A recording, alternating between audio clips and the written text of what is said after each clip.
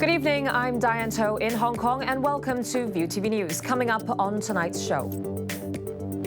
The UK reels from another terror attack on the streets of the capital as Londoners hide in bars fearing for their lives. Well, they run in and they were stabbing everyone. I was going to people, run, I was throwing bottles at them. Eyewitnesses describe horrific scenes at London Bridge with at least 7 dead and scores in hospital. Meanwhile, Hong Kong prepares to mark the anniversary of the Tiananmen Square crackdown, even as a growing number of people boycott commemorations. Good evening. Today, London finds itself reeling from yet another terror attack. Police say at least 10 people are dead, including 3 attackers who ploughed a van into a crowd on London Bridge and stabbed people in nearby Borough Market. Dozens were injured, some critically. Ryan Brooks begins our coverage tonight. Police efforts focused on a deadly militant attack in London Saturday night. 3 major London hospitals on lockdown to keep patients and staff safe. They say at least 30 people were taken in by ambulance for injuries. Police say they were called out to reports of a van plowing through pedestrians and passers-by on the London Bridge. Shortly after that, emergency services answered reports of stabbings in nearby Borough Market. Armed response officers then responded very quickly and bravely and confronted the 3 male suspects who were shot and killed in Borough Market.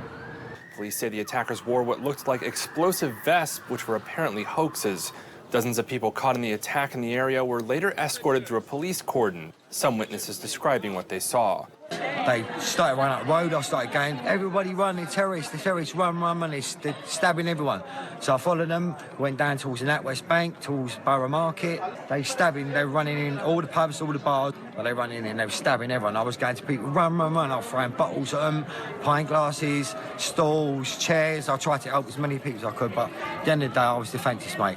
If I'd have fell over there, they'd probably killed me. Oh, they don't care. Just stand up there. The police was in front and they was stand up there. Do it. Just do it. Surrendered. They submitted. No. They fought the police? Yeah. London's Thames River Police says it's working with lifeboat rescue to locate any people that had jumped away from the attack on the bridge. Islamic State sent out a call earlier on Saturday to its followers to launch attacks during the Muslim holy month of Ramadan. Well, London correspondent Matt Goodrick was at the scene earlier. He sent us this update. Well, it had been a perfect Saturday evening in central London. The sun was shining. Hundreds, thousands of people are enjoying the bars and restaurants in the area around London Bridge. But that joy, that peace was shattered just after 10 p.m. Local time. And soon it became apparent that the Metropolitan Police were dealing with a serious terrorist incident. 2 incidents are really the focal points. One at London Bridge and then further along at Borough Market. Police say, and this is the big headline, they believe 6 people have been killed and at least 20. That number now rising to nearer 30 people taken to hospital. As for the 2 specific incidents, police say a speeding white van struck pedestrians at London Bridge. The vehicle then continued on to a Borough Market where suspects left the vehicle and a number of people were stabbed there, including actually a police officer. All 3 male suspects were shot dead by police. A very quick response to this within 8 minutes of the initial call about the incident. Of course, this is the 3rd terror attack, isn't it, in the UK in the last 3 months. Just a week and a half ago, 22 people were killed in Manchester at the bomb attack there at an Ariana Grande concert. Prime Minister Theresa May, she's commented, she says, our thoughts are with those who are caught up in these dreadful events. I can tell you that the Prime Minister will be chairing a meeting of the government's Cobra Emergency Committee here in London on Sunday. World leaders have sent messages of solidarity as further details of the London attack continue to come in. French President Emmanuel Macron was among the first. In a statement, he said France was more than ever at the side of Britain. 2 French citizens were among the injured. Canadian Prime Minister Justin Trudeau and his Australian counterpart Malcolm Turnbull also tweeted their condolences and support for the UK. Meanwhile, London Mayor Sadiq Khan said it was impossible to describe the grief and anger his city feels about the attack.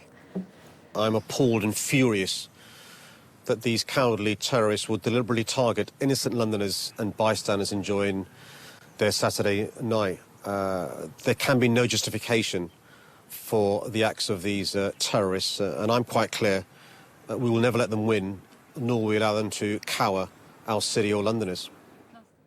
Now, Donald Trump, though, was among the first to react to the incident in the immediate aftermath of the attack. The U.S. president tweeted about his planned travel ban in the immediate aftermath of the attack, drawing scorn on social media.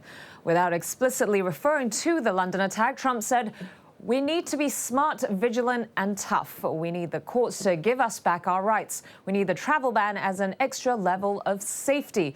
In another tweet minutes later, he added, quote, "Whatever the United States can do to help out in the London and the UK, we will be there. We are with you. God bless." Meanwhile, thousands have taken part in an anti-Trump protests across the United States. Hundreds of people gathered in Washington for the March for Truth outside the White House. They demanded a transparent investigation into alleged ties between the president and Russia. And there was also a show of support for him there, with protesters telling Trump to make America white again. Demonstrations against his policies were also held in several other cities, including New York and New Orleans. Hundreds of football fans in Turin were injured in a stampede after loud bangs were heard in one of the city's squares. Around 400 people were being treated for injuries, according to Italian media reports. 5 of those were serious, including a 7-year-old boy. Thousands of people were watching the Champions League final on a temporary screen. It's been suggested that a noise sounding like a firecracker may have been mistaken for a bomb, which could have caused the panic. Now, turning to local news, Hong Kong tonight hosts an annual vigil to commemorate the Tiananmen Square crackdown in 1989. Numbers attending the event have dwindled, though, in recent years, as young people are increasingly boycotting the event. Kenneth Leung has more. The Pillar of Shame at Hong Kong University. It symbolizes those who died in the June 4th crackdown of 1989. Each year, students like Wong Ching Tak wipe it clean with a cloth. It's a way of paying tribute to the victims of a dark day in China's history. But Wong isn't taking part in the bigger tradition marking the occasion, the annual vigil at Victoria Park. From the perspective as a Hong Kong people, I do believe that we should not prioritize so-called building a democratic China. Since 2014, numbers attending the June 4th vigil have shrunk dramatically. Following the umbrella protest, student leaders pledged to abandon the vigil altogether. The umbrella revolution saw the rise of localism, and with localism, people start to focus more on Hong Kong, and we want to consolidate our sense of identity as Hong Kong people.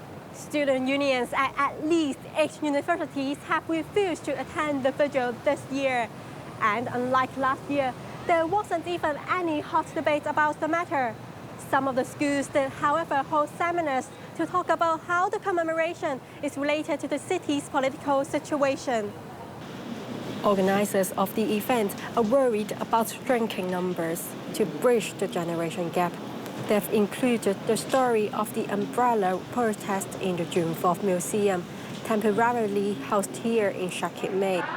Last week, they also held a rally to drum up support. How can we say that democracy in China have nothing to do with us? If there are democracy in China, then, in Hong Kong, it's far more easier to have democracy.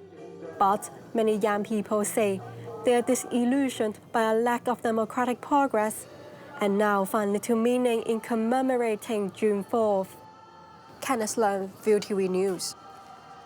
Now, our Britt Clennett is down in Causeway Bay and sent us this just a while ago. Well, I'm at Victoria Park for the June the 4th vigil, where each year a sea of candles light up Victoria Park to remember the crackdown on student-led protests in Tiananmen in 1989, June the 4th. Now, the big question on everyone's mind is how many people are going to turn up? What we do know is less and less young people are getting behind this tradition and feeling less connected to it. But a lot of people here say, well, it's so important to keep this event alive and well, given that it's such a great display of democracy. Of course, it's the only vigil of its kind on Chinese soil. Any mention of June the 4th is, of course, censored on the mainland, and that's why they say it's so important as a display of freedom of speech. I've been here before where the Victoria Park is busting at its seams, but that, of course, was about 5 years ago, and times have changed since then, and it remains to be seen whether organisers really can get those numbers this year. All right, coming up next, the latest from the world of business.